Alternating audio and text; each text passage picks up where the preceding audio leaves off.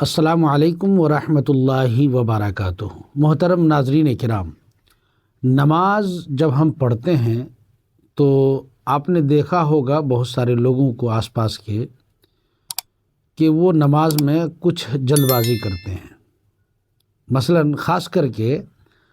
جب وہ رکوع میں جاتے ہیں اور رکوع مکمل کرنے کے بعد اٹھنا اور پھر اس کے بعد سجدے میں جانا، اور پھر دونوں سجدے کے بیچ میں جو ہم بیٹھتے ہیں اس میں تو رکوع سے اٹھتے وقت یعنی کھڑا ہونا، اسے قومہ کہا جاتا ہے،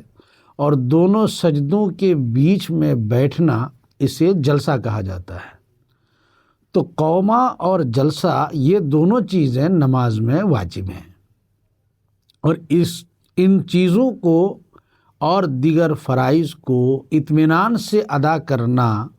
اسے تعدیل ارکان کہتے ہیں، اور تعدیل ارکان یہ واجب ہے۔ تو ناظرین کرام، آپ نے دیکھا ہوگا بہت سارے لوگوں کو کہ وہ رکوع میں جاتے ہیں اور رکوع مکمل کرنے کے بعد انہیں مکمل اطمینان سے سیدھا کھڑا ہونا چاہیے، لیکن تھوڑا سا اٹھتے ہیں، ہلکا سا اشارہ، اور پھر سجدے میں چلے جاتے ہیں۔ کچھ لوگ تو وہیں رکوع سے ہی سجدے میں چلے جاتے ہیں۔ ایسے ہی جب سجدے سے اٹھ کر کے بیٹھنا ہوتا ہے، پھر سجدہ یعنی دونوں سجدے کے بیچ میں جو بیٹھنا ہوتا ہے، تو وہاں بھی لوگ بے احتیاطی کرتے ہیں، اور وہ یہ کہ دونوں سجدوں کے بیچ میں بیٹھنے کے لیے آپ کو بالکل سیدھے بیٹھنا ضروری ہے اطمینان کے ساتھ، لیکن کچھ لوگوں کو دیکھا ہوگا کہ دوسرا سجدہ کرنے کے لیے پہلے سجدے سے سر اٹھایا ایسے تھوڑا سا، اور بالکل سجدے ہی کی حالت ہے، خالی سر اٹھتا ہے زمین سے، چہرہ یہ، اور پھر دوبارہ سجدے میں چلے جاتے ہیں۔ سوال یہ ہے کہ کیا اس طرح سے ان لوگوں کی نماز ہوتی ہے؟ تو ناظرین کرام، آپ سے عرض یہ ہے کہ یہ دونوں چیزیں واجب ہیں، سجدہ اور قومہ،